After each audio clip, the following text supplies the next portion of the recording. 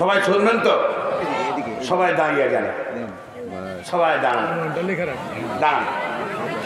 এখন জিকির করেন আর সামনে আসেন, জিকির করেন আর সামনে আসেন। লা ইলাহা ইল্লাল্লাহ, লা ইলাহা ইল্লাল্লাহ। আস্তে করে বসে যান, আস্তে করে বসে যান। নিজের নিজের মুখ বন্ধ থাকবে, নিজের নিজের মুখ বন্ধ থাকবে।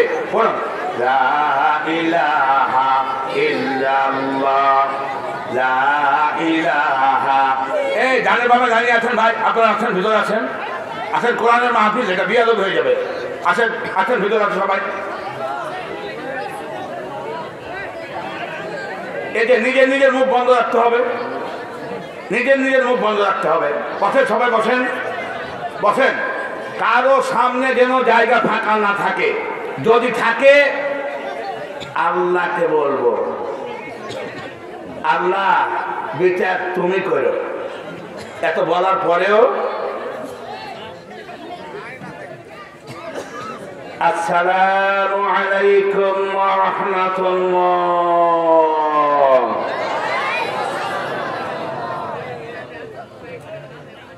নাহমাদুহু ওয়া নাস্তাঈনুহু ওয়া নাস্তাগফিরুহু ওয়া নু'মিনু বিহি ওয়া নাতাওয়াক্কালু আলাইহি ونعوذ بالله من شرور أنفسنا ومن سيئات أعمالنا من يهده الله فلا مضل له ومن يضلله فلا هادي له ونشهد أن لا إله إلا الله وحده لا شريك له ونشهد أن سيدنا وسندنا وحبيبنا ومولانا محمدا أرسله بالحق بشيرا ونذيرا وداعيا إلى الله بإذنه وسراجا منيرا أما بعد সবাই মোহাব্বতে পড়ুন আউযু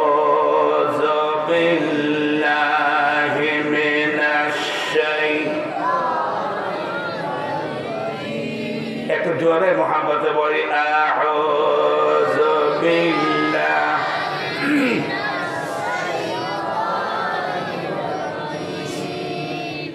বিসমিল্লাহ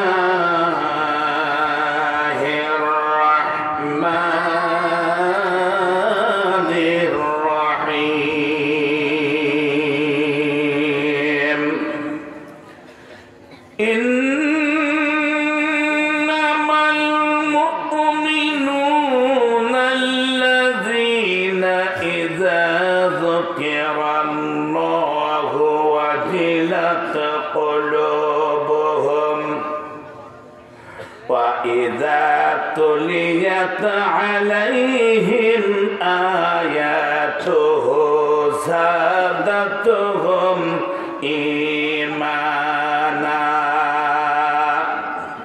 وعلى ربهم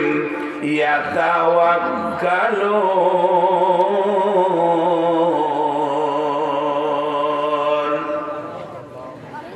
الذين يقيمون الصلاة ومما رزقناهم ينفقون أولئك هم المؤمنون حقا لهم درجات عند ربهم ومغفرة ورزق كريم.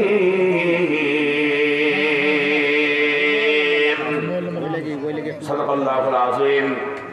آمنت بالله.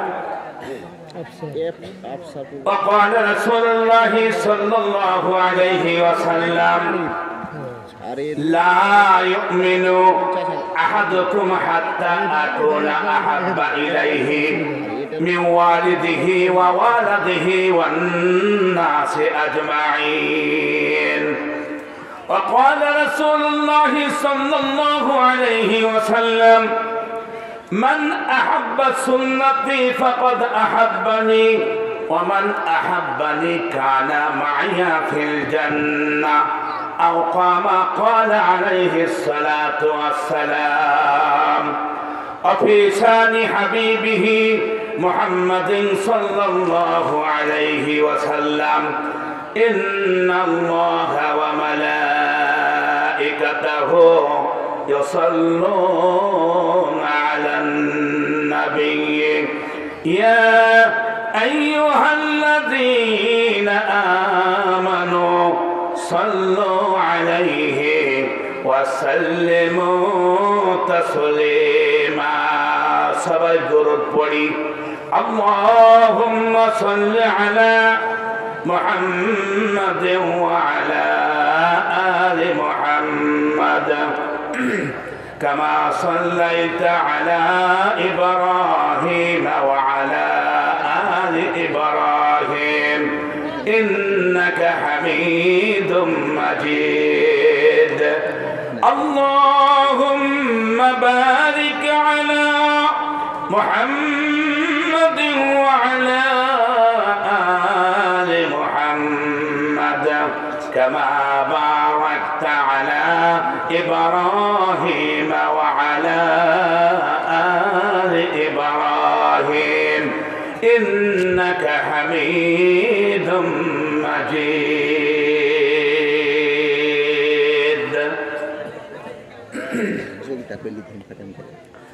হাজারবিঘি দারুল উলুম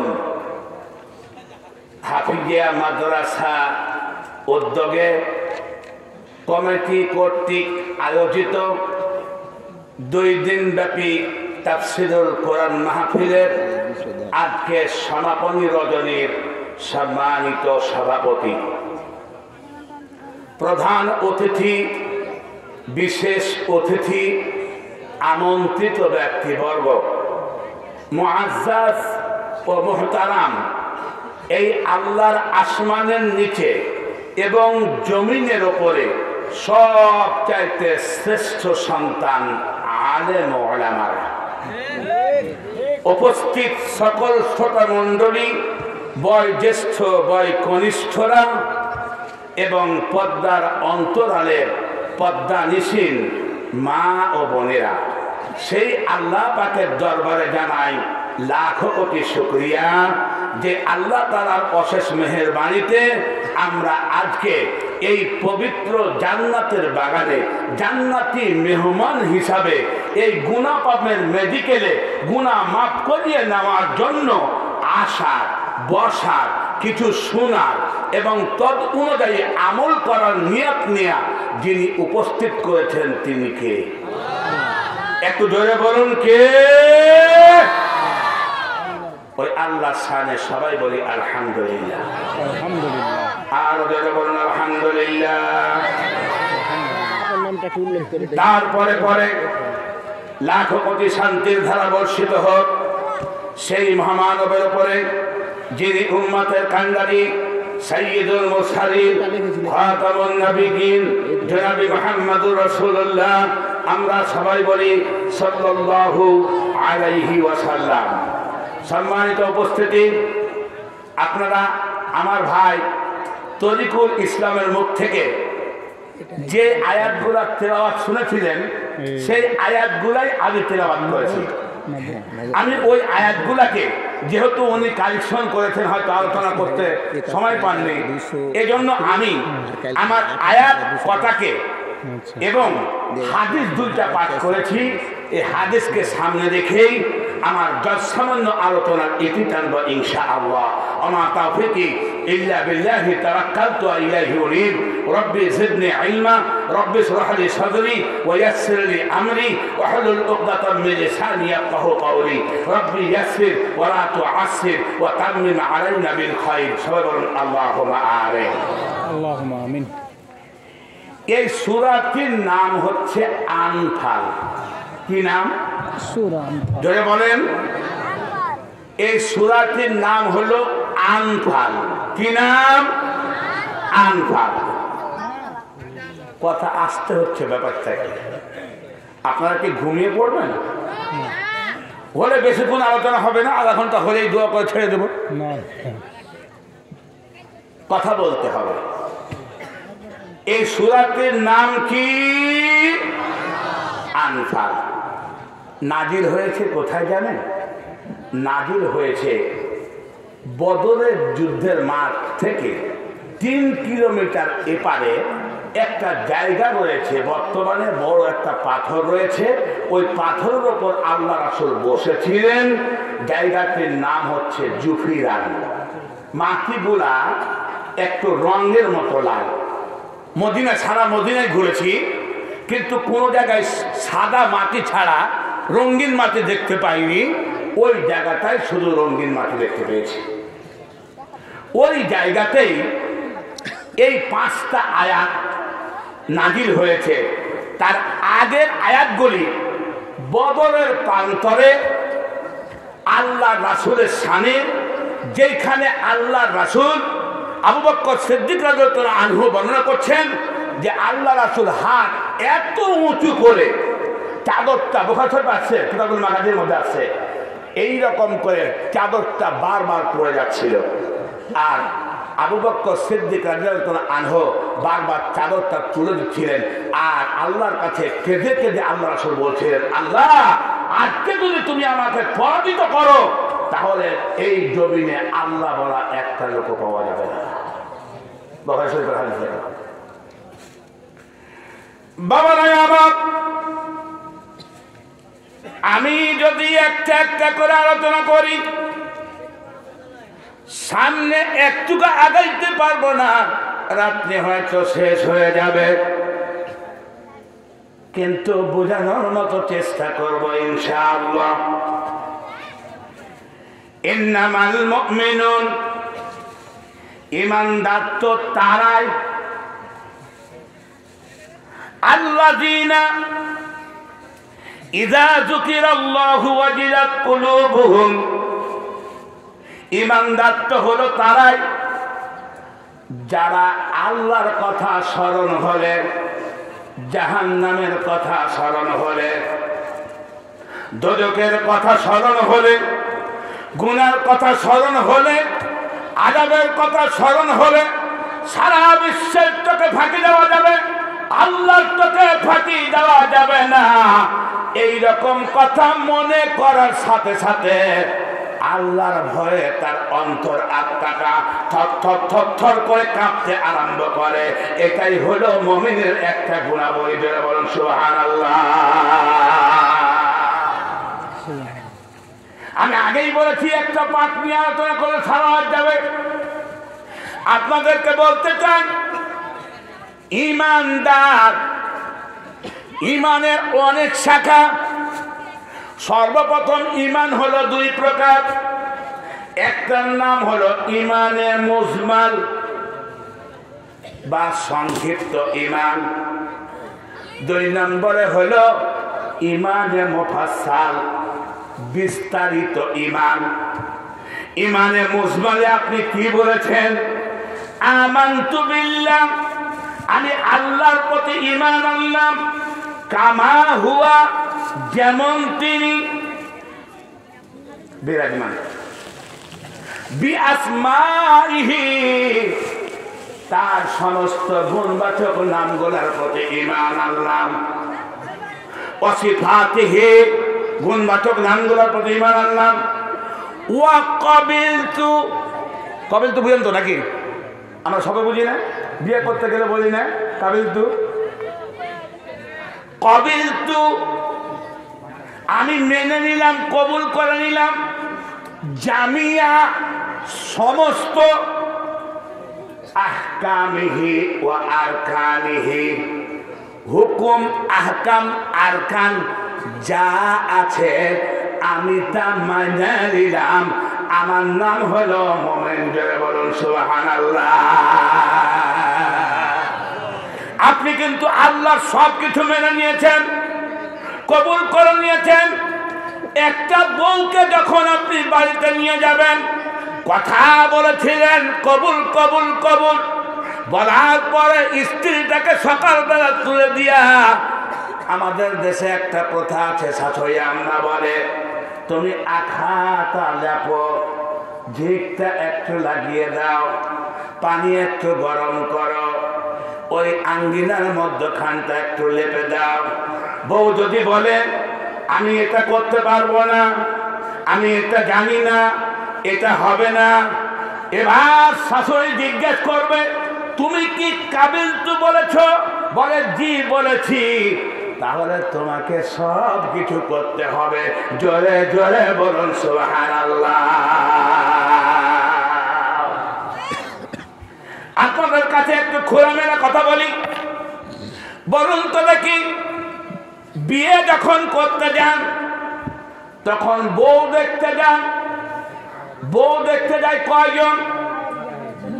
স্বামী তার বাবা, স্বামী তার মা, ওই মসজিদের ইমাম সাহেব, আবার 5 জন 7 জন বন্ধু বান্ধব ক্লাসমেট নিয়ে যায় বউ দেখতে যায়। বউ দেখতে যায়, বউকে সামনে বসিয়ে দেয়, ডাইনিং টেবিলের পারে, ছোট্ট টেবিলের পারে এরা বসে থাকে। ভালো করে শুনে নেন, ওই বউ দেখতে গেছে, বর যেটা হবে শুধু বরের একটা নিয়ত থাকতে হবে, যদি আমার পছন্দ হয় তাহলে আমি অবশ্যই বিয়ে করব। এই নিয়ত নিয়া বউটাকে শুধু ও একাই দেখতে পারবে। বউয়ের ওই স্বামীর বাবা গেছে, ওর জন্য ওই মেয়ে দেখা হারাম। বন্ধু বান্ধবদেরও ওই বউটাকে দেখা হারাম। যেহেতু কাবিল তু বলেছেন, এগুলা মানতেই হবে। ধরে বলেন ঠিক কিনা?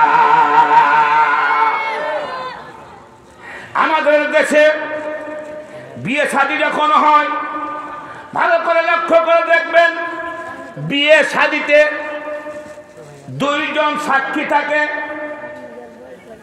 একজন থাকে আলেম ইমাম সাহেব, আর একজন থাকে কাজী সাহেব, আর একজন থাকে ওই মেয়ের বাবা। পছন্দ হয়ে গেলে পারে মোহর নির্ধারণ করার পরে ভালো করে দেখবেন, ওই ইমাম সাহেব নয়, বিয়ে পড়াবে মেয়ের বাবা। মেয়ের বাবা মেয়েকে গিয়ে বলবে, মা গো, এত 1000 টাকা দেল মোহর ধার্যে, অমুকের অমুক ছেলে তোমাকে স্বামী রূপে গ্রহণ করার জন্য আমাদেরকে পাঠিয়েছে, তুমি কবুল করে নাও। মা মায়ের কাছ থেকে অনুমতি নিয়ে যায়, তারপরে বিয়ে পড়াবে ওই ছেলেকে যায় মসজিদে। মসজিদে যখন বিয়ে পড়, বাবা বলবে, আমার মেয়ে তোমাকে এত টাকা দেল মোহর ধার্য করিয়া সাক্ষী দয়ের সাক্ষীতে তোমাকে স্বামী রূপে গ্রহণ করেছে। বলে কবুল। এই কবুল হয়ে গেল। তারপরে সুন্দর করে আইল চাপাচাপি শুরু হলো। বিআই বলতেছে, ছেলের বাবা বলতেছে বিআইকে, মেয়ের বাবাকে, বলে 200 লোক দিব, 200 লোক দিব। বলে বিহাই সবাই তো ভালো চলছে না, 200টা দিয়েন না 50টা দিয়েন। এত ছোট লোকের বাড়িতে বিয়ে দিচ্ছি, তোমার লজ্জা করো না? তোমার ভিক্ষা করে খাওয়া উচিত ছিল। মেয়ের বাড়িতে তুমি কিছু করতে পারো না, বরং ওই ছেলের বাড়িতে অনুষ্ঠান করবে।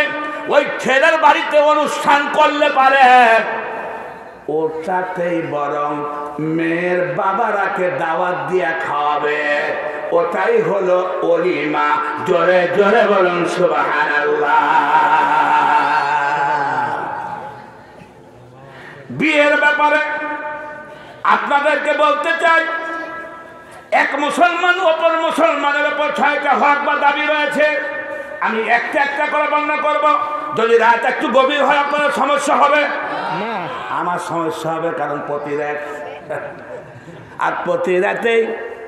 আজকে তো একটু সকালে পাইলাম স্টেজ, কোনোদিন 12:30 পর্যন্ত পাই স্টেজ। কি অবস্থা হয়? আজকে আপনাদেরকে বলি, যেই বাড়িতে বরের বাড়িতে খাবার দাবার দিল, তারপরে কাজ করলো, কাজ করে ভালো করে দেখবেন যত ধনী আছে বন্ধু বান্ধব যারা টাকা পয়সা দিতে পারবে তাদেরকে দাওয়াত দিল, আর বাড়ির পাশে গরিব গুলা না খাইয়া থাকলো, তারা কিছু দিতে পারবে না, এই জন্য তাদেরকে দাওয়াত দিল না। ভালো করে দেখবেন। এক নম্বর কথা হলো, ও বাবাজিরা, আপনার দাদা যখন মারা গেছিল তখন কোন ডাক্তার কি কবর খুঁড়েছে? ইঞ্জিনিয়ার খুঁড়েছে, ইমাম সাহেব খুঁড়েছে, বড় আলেম ওলামা খুঁড়েছে, কোন ধনী খুঁড়েছে? খুঁড়েছে এই গ্রামের 4 জন থেকে 5 জন, এরা দাড়ি কোদাল নিয়ে রেডি থাকে, শুধু শুনতে পাই মাইকে অমুক ব্যক্তি মৃত্যুবরণ করেছে, আর দেরি করে না, তাড়াতাড়ি করে যায় কবর খুঁড়তে আরম্ভ করে। ওই গরিব গুলায় আপনার দাদার কবর খুঁড়েছে, আপনার দাদার কবর খুঁড়েছে, আপনার দাদির কবর খুঁড়েছে, আপনার মায়ের কবর খুঁড়েছে, আপনার বাবার কবর খুঁড়েছে। আপনার কি একটু মায়া হয় না? সবাইকে দাওয়াত দিয়েছেন, কিন্তু এই 5টা লোককে দাওয়াত দেননি। জোরে বলেন ঠিক কিনা?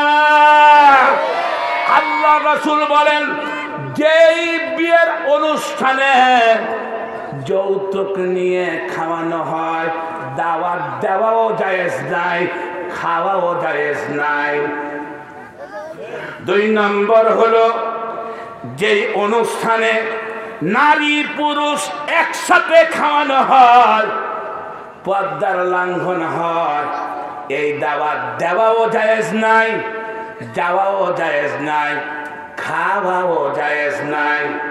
3 নম্বর হলো, ইনকাম করার উদ্দেশ্যে যদি দাওয়াত দেয় তাহলে ওই দাওয়াত গ্রহণ করাও জায়েজ নাই, দাওয়াত খাওয়াও জায়েজ নাই।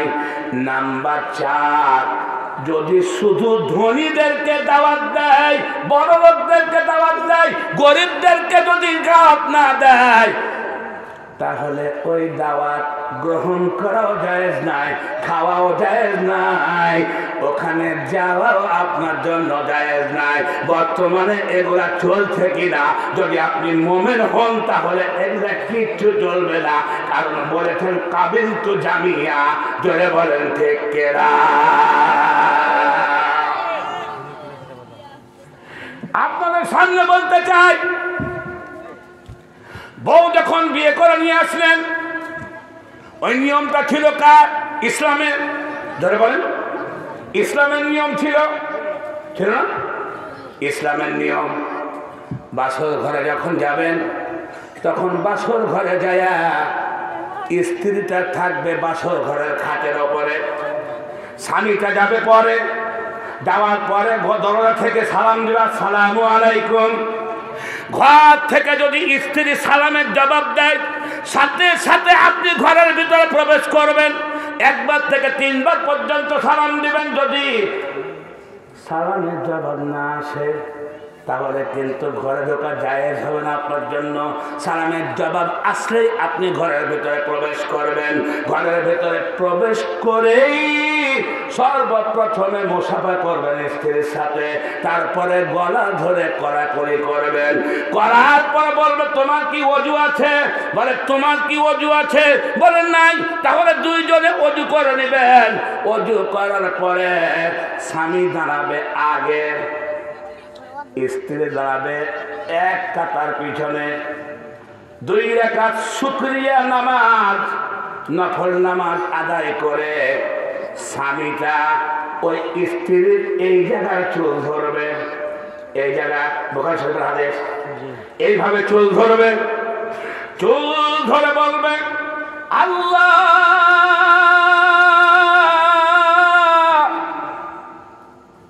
তুমি এই স্বামী স্ত্রীর মধ্যে শয়তানের অনিষ্ট থেকে হেফাজত করো।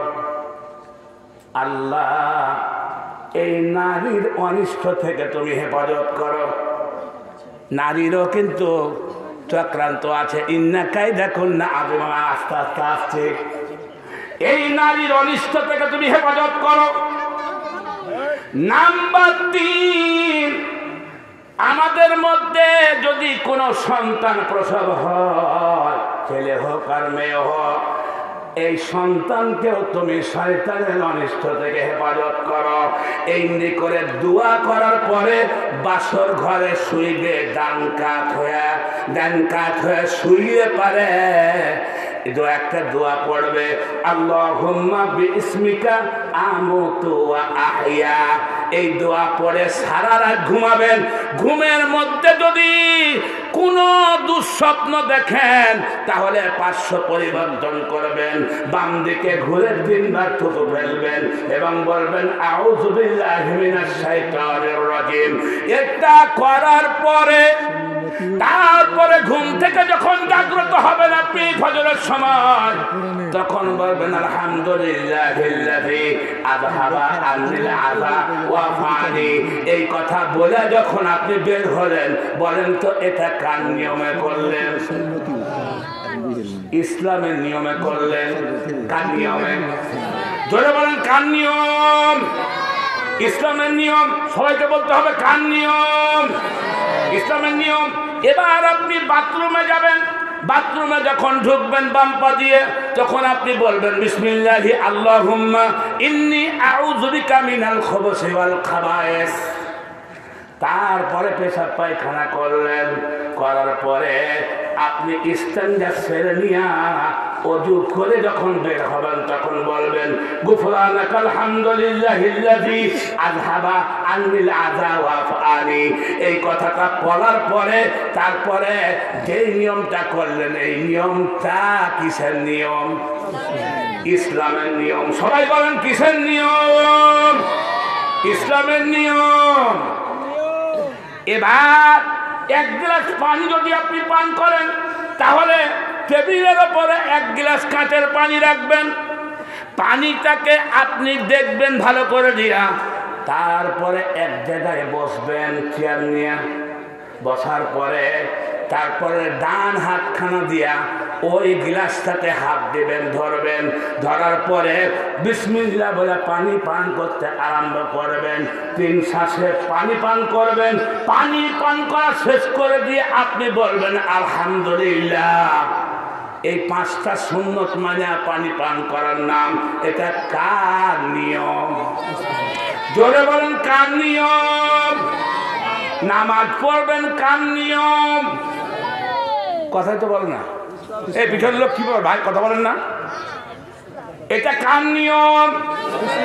একটু জোর করে বলেন কার নিয়ম? নামাজ পড়বেন কার নিয়ম? রোজা করবেন কার নিয়ম? হজ করবেন কার নিয়ম? যাকাত দিবেন কার নিয়ম? রাজনীতি করবেন কার নিয়ম? ইসলামের। এখন আমরা একটু কামাকাম হয়েছে। যদি সবই ইসলামের হয় তাহলে রাজনীতিটাও আপনার জন্য বাধ্যতামূলক ছিল। এখন ফের বলে তুমি ইমাম মানুষ, কেন রাজনীতি করবে? আমি সভাপতি, আমি সেক্রেটারি, আমি করবো। তুই পাবি আর আমি পাবো না। তোকে কে সেক্রেটারি বানিয়েছে, কে সভাপতি বানিয়েছে?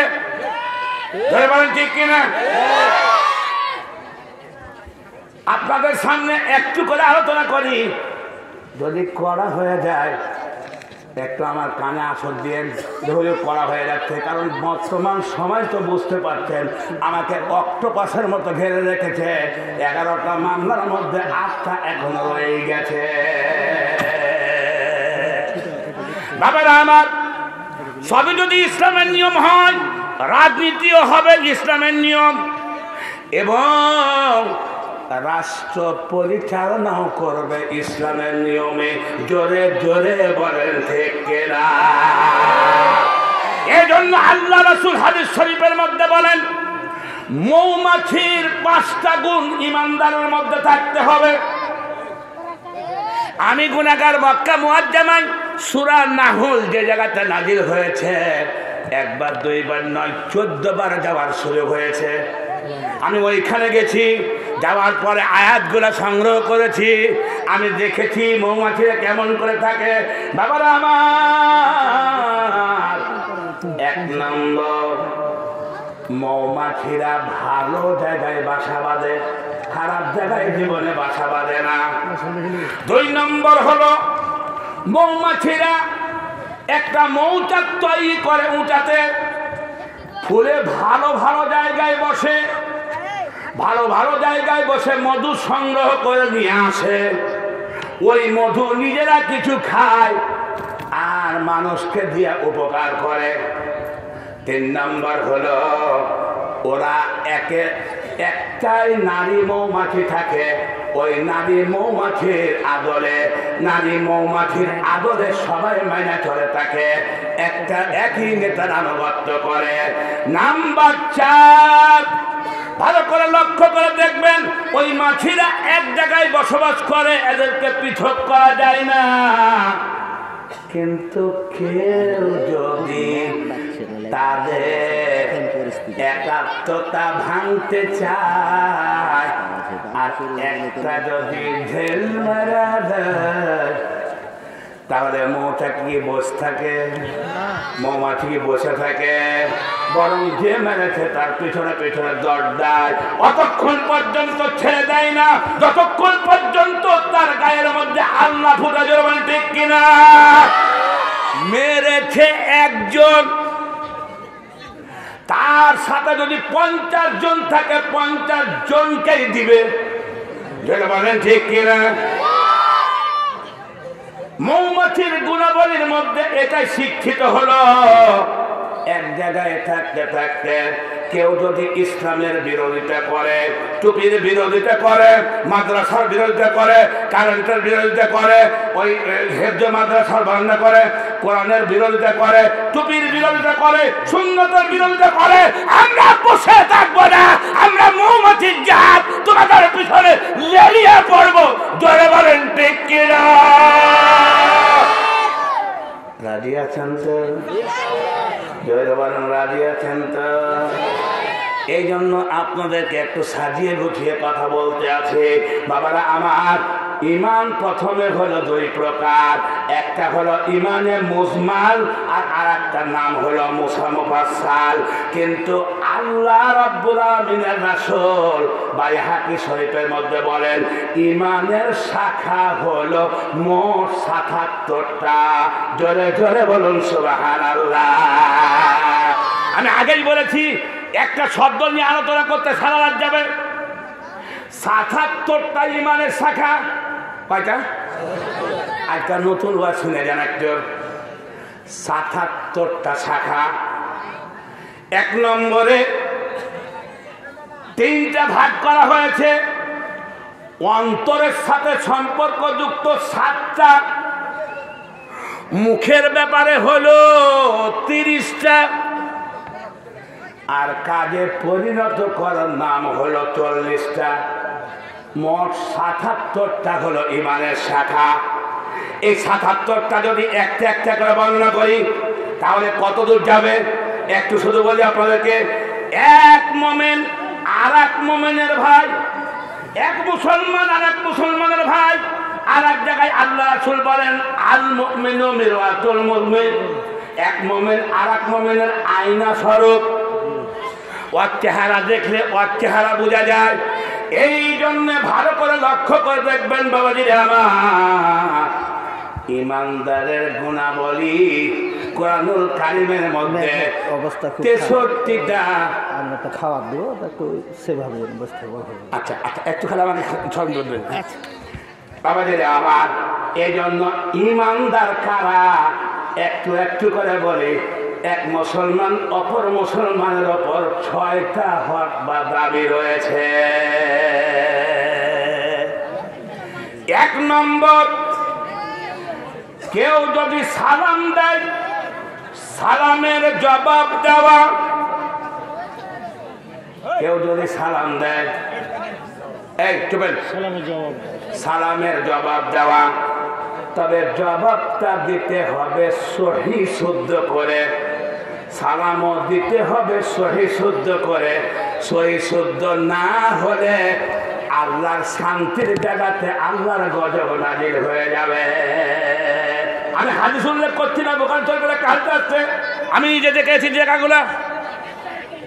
বাবারা আমার, আমাদের দেশে তো 3 প্রকার সালাম হয়, তাই না?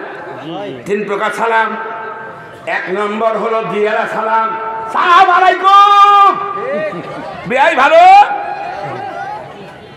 2 নম্বর হলো মমতাজ বাবুর সালাম, আসসালামু আলাইকুম, খবর কি বিয়াই? আপত্তি না থাকলে 2টা কথা কইবার চাই বিয়াই রে, অবজেকশন না থাকলে 2টা কথা কইবার চাই।